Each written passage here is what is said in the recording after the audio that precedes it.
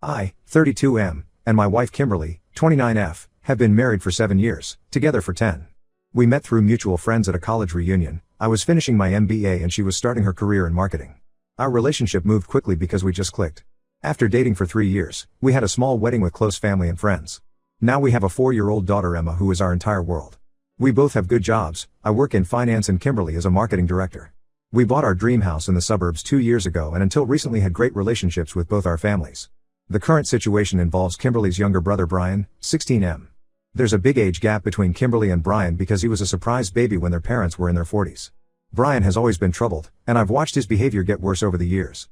When we first met, he was 6 and already showing signs of aggression, hitting other kids at school, throwing tantrums if he didn't get his way, and being cruel to animals. Kimberly's parents always made excuses, saying he was just spirited or going through a phase. By age 12, Brian was regularly getting into fights at school. He started smoking, drinking, and hanging out with older kids who were clearly bad influences. He's been caught shoplifting multiple times, but Kimberly's parents always managed to talk the store owners out of pressing charges. Last year, he was arrested twice, once for vandalism and once for assault after he beat up a younger kid at school. Both times, his parents hired expensive lawyers to get the charges dropped. Despite multiple warnings from his schools and meetings with counselors, Kimberly's parents refused to get him proper help. They've tried bribing him with expensive gifts, but that just made his entitlement worse. They're well off and worried about their reputation, so they keep covering up his mistakes instead of addressing the real issues. The current crisis started when Brian got expelled from his 3rd school in 2 years. This time it was for starting a fire in the bathroom and threatening a teacher who caught him. Instead of finally getting him the help he needs, Kimberly's parents called us with their brilliant solution. They want Brian to live with us for a few months. Their reasoning is that the schools in our area are better, code for more expensive and willing to put up with problem students if you donate enough. They think moving him away from his bad influences will magically fix everything. They also mentioned that having a strong male role model, meaning me, would be good for him. I immediately said no. Kimberly was hesitant, not wanting to upset her parents, but eventually agreed with me. We had very good reasons for refusing. Brian stayed with us last Christmas for a weekend and it was an absolute nightmare. He was rude and aggressive from the moment he arrived, making comments about our boring suburban life and how we were stuck up.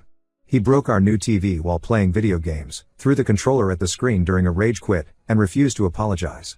We caught him trying to steal money from Kimberly's purse, and when confronted, he threatened to tell his parents we were abusing him. But the main reason, the one that makes this a hard no, was an incident with Emma. We walked in on Brian showing Emma inappropriate content on his phone. I'm not comfortable sharing exactly what it was, but it was definitely sexual in nature and completely inappropriate for a 4-year-old. When I confronted him, he laughed and said he was just joking around and that I should lighten up. We told Kimberly's parents immediately, but they dismissed it as kids being kids and said Brian probably didn't understand what he was showing her. That was the last time we allowed Brian in our house. Kimberly's parents didn't take our refusal well. They've been calling nonstop for weeks, switching between guilt-tripping and aggressive demands. They tell Kimberly she's abandoning her baby brother and that she'll regret it forever if something happens to him. They've been sending articles about troubled teens who turn their lives around with family support and statistics about teen suicide to manipulate us. They even got Kimberly's extended family involved. Her aunts and uncles have been messaging us constantly saying we're selfish for not helping a troubled child. Some have suggested we're bad parents ourselves if we can't handle a teenager. One aunt even said we're teaching Emma to abandon family in times of need. Yesterday, everything exploded. Kimberly's parents showed up unannounced at our house with Brian and 3 suitcases. They said they were done enabling our selfishness and that Brian was staying whether we liked it or not. When I blocked the doorway, Kimberly's dad tried to push past me while her mom created a scene on our front lawn, crying and yelling about how we were destroying the family. Brian just stood there with that same smirk he had when we caught him with Emma, occasionally making comments about how I was afraid of having him around. I had to threaten to call the police before they finally left. By then, several neighbors had come out to watch the drama. Brian made sure to yell about how we rejected him as they drove away, probably hoping to make us look bad to the neighbors. Kimberly is devastated. She's been crying on and off since yesterday, saying maybe we should give Brian one more chance. I reminded her about the incident with Emma and she agreed we can't risk it, but she's clearly torn. Her parents are now threatening to cut contact and tell the entire extended family that we're heartless people who abandon a child in need. I'm standing firm, but this situation is putting serious strain on our marriage. Kimberly's phone is constantly buzzing with hateful messages from family members. Some of our mutual friends who heard her parents' version of events are also criticizing us, saying we should step up and help family. But I absolutely won't put Emma at risk, no matter what anyone says. Am I wrong for refusing to take in Brian? Should I compromise for Kimberly's sake? How do I handle her family's harassment? Edit, to clarify some questions from comments, yes, Brian has a history of other concerning behaviors around children. At a family reunion last year, Two younger cousins, 7F, 8F, complained about him making them uncomfortable and showing them things on his phone. The family brushed it off as a misunderstanding and the girl's parents were pressured to not make a scene. Update 1: I need to update everyone on the situation with Brian and Kimberly's family because things have gotten much worse. The events of the past 2 weeks have been incredibly stressful, and what started as family pressure has turned into something much darker. A few days after my last post, Kimberly's sister Amy called to warn us about something disturbing. She had overheard their parents talking about exposing the truth about Emma. At first, we didn't understand what they meant. Then the rumors started spreading through the family. They were telling everyone that Emma isn't actually my daughter and that's why I hate children and refuse to help Brian. This is completely false and honestly absurd. Emma looks exactly like me, she has my eyes, my smile, even my dimples. Kimberly and I didn't even meet until 2 years after she broke up with her college boyfriend.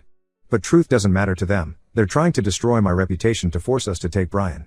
When Kimberly heard about the rumors, something in her finally snapped. She called her parents and confronted them on speakerphone. I've never seen her so angry. She demanded they stop spreading lies about our family and respect our decision about Brian. Their response was chilling. Her mom said Kimberly had chosen her controlling husband over family and her dad threatened to expose the truth about your marriage.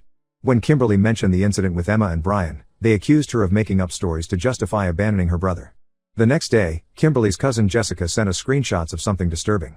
Brian had created multiple fake social media accounts pretending to be Emily, our former babysitter who quit last month for a full-time job.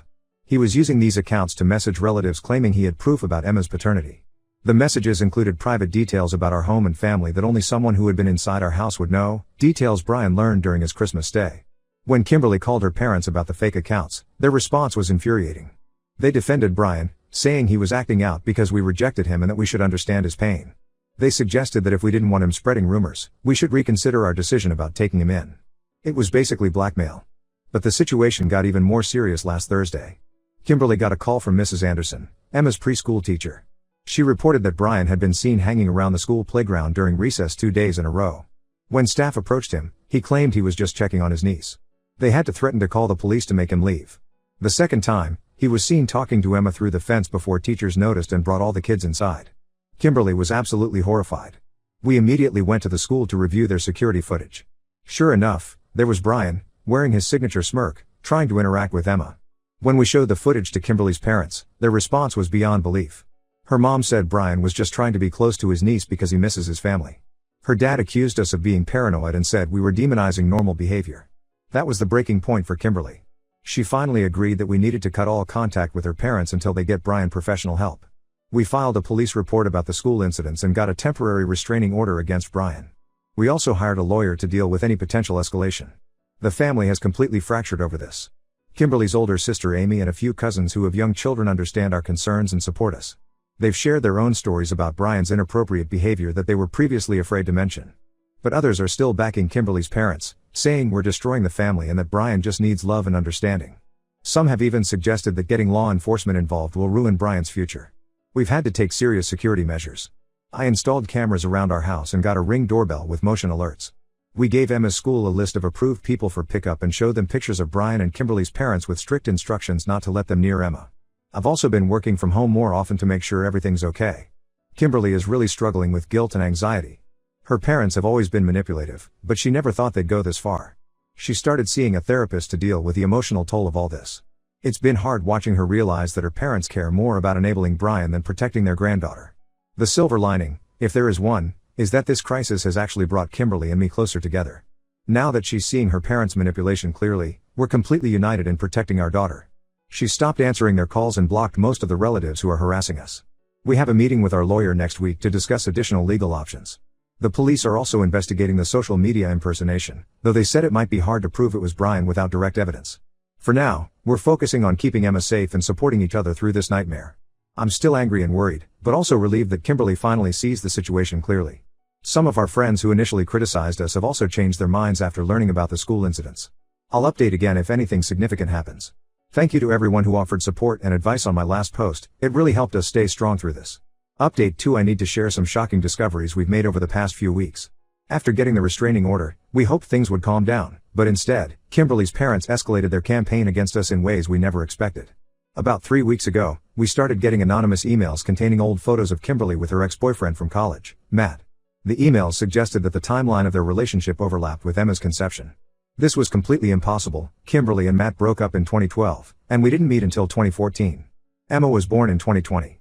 The photos were clearly pulled from Kimberly's old social media accounts that she hadn't used in years. Then the anonymous call started. Someone would call from different numbers, usually late at night, playing recordings of what sounded like Kimberly's voice saying inappropriate things. We eventually realized these were clips taken from old videos of Kimberly's college theater performances, edited and pieced together to sound incriminating. The breaking point came last week when Kimberly's cousin Lisa reached out to us privately. Her son Kevin, 14M, had come to her with disturbing information. During a family gathering we didn't attend, Brian had been bragging to Kevin about a deal he made with his parents. They had promised to buy him a new car, specifically a BMW M3 he'd been wanting, if he could find or create proof that Emma wasn't mine. Brian showed Kevin text messages from his parents discussing this plan. Lisa was horrified and started paying more attention to family group chats we'd been removed from. She shared dozens of screenshots showing Kimberly's parents orchestrating their harassment campaign. They had been coordinating with various family members, telling different people different versions of events to maximize drama. They discussed hiring a private investigator to dig up dirt on me and even talked about trying to contact my ex-girlfriends from before Kimberly. But the most disturbing revelation came from Lisa's husband Tom, who works at the school district office where Brian was last enrolled. After hearing about Brian's behavior around Emma, Tom did some digging into Brian's school records.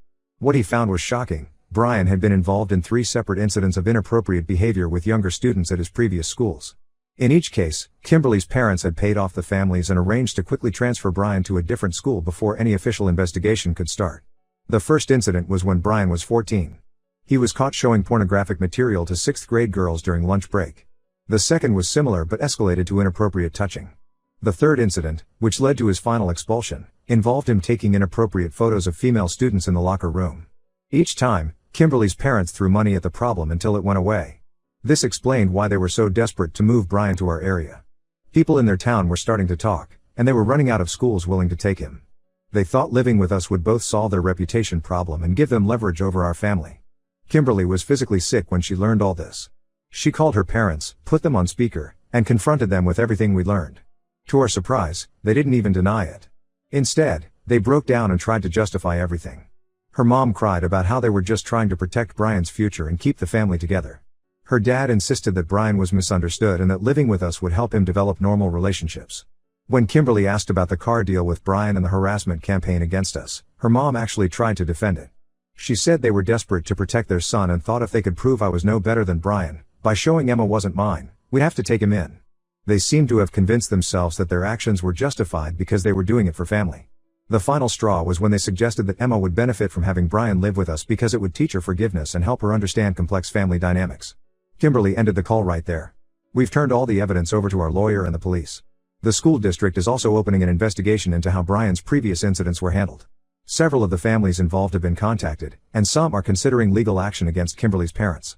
Most of the extended family has gone quiet since these revelations came out. Those who were criticizing us have suddenly stopped calling. A few have reached out to apologize for believing Kimberly's parents, but most are just pretending none of this ever happened. Update 3: A lot has changed since my last update, and I wanted to give everyone some closure on this situation. The past 6 months have been challenging but also transformative for our family. After the evidence about Brian's previous incidents came to light, several things happened rapidly. 2 families from his previous schools came forward with legal action against Kimberly's parents, claiming their settlements had included illegal non-disclosure agreements about Brian's behavior. This forced Kimberly's parents to finally get Brian proper help. They enrolled him in a residential treatment program specializing in troubled teens with inappropriate sexual behaviors. The police investigation into the harassment campaign led to Kimberly's parents being charged with cyber stalking and harassment. They accepted a plea deal that included mandatory counseling and a significant fine. They're also under a permanent restraining order that prevents them from coming near our family or contacting us directly. We sold our house and moved to a different school district about an hour away. The decision wasn't easy, but after discovering that Brian had kept detailed notes about our daily routines and security setup, we didn't feel safe staying. Our new home is in a gated community with better security, and Emma is thriving in her new school. Kimberly has gone through an intense period of grief and healing. She found a support group for adult children of manipulative parents, which has helped her process everything. She still occasionally gets messages from her parents through other family members, usually guilt-tripping attempts about Brian's progress in treatment, but she stays firm about maintaining our boundaries. Last month, we received a letter from Brian's treatment center. His therapist wrote that Brian wanted to apologize for his behavior. The letter seemed rehearsed and focused more on how hard things were for him than actual remorse for his actions. Kimberly wrote back declining any contact and wishing him success in his treatment. Kimberly's parents recently reached out through their lawyer asking about reconciliation once Brian completes his program. They suggested family therapy and supervised visits, promising things would be different. We declined. As Kimberly put it, some bridges can't be rebuilt once they're burned. The trust is completely destroyed, and Emma's safety is our top priority. The extended family situation has evolved interestingly. Most relatives who initially attacked us have awkwardly tried to re-establish contact, usually pretending nothing happened. We've kept our distance from most of them. However, Lisa and Tom, who helped expose the truth, have become closer friends, and their son Kevin often babysits Emma under our supervision. Emma has adjusted well to all the changes. We were worried the move would be hard on her, but she's made new friends quickly and loves her new school. We've also started her in age-appropriate safety classes, teaching her about boundaries and appropriate behavior in a way she can understand. Looking back, standing firm against Kimberly's parents was absolutely the right decision, even though it cost us relationships with family members. Kimberly sometimes says she wishes she had seen through her parents' manipulation sooner, but I remind her that she took action as soon as she understood the real situation. We're focusing on our own family now and creating new traditions without the toxic influences. Some people still think we're too harsh for refusing to consider reconciliation, but they haven't lived through what we have. Sometimes protecting your child means making difficult choices that others won't understand. Thank you to everyone who supported us through this journey. If there's one thing I've learned, it's that real family is about protecting and supporting each other, not enabling harmful behavior in the name of keeping the family together.